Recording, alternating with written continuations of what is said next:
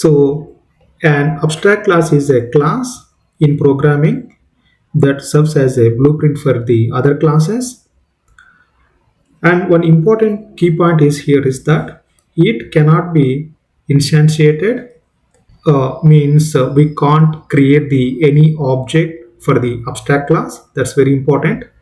And this abstract class contains the both the methods, that is the abstract methods and non-abstract methods, that's called the concrete methods. So abstract methods which contains the only the method signature, I mean without a body we are going to declare the only method signature. And in the concrete methods we can declare the method signature as well as we can prepare the body as well.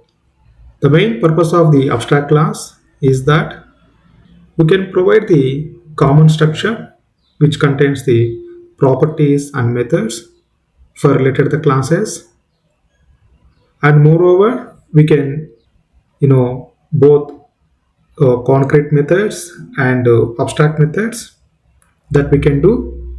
And we can give the abstract class as a reference to the derived classes, so that abstract class can be act as a base class or parent class to the derived class.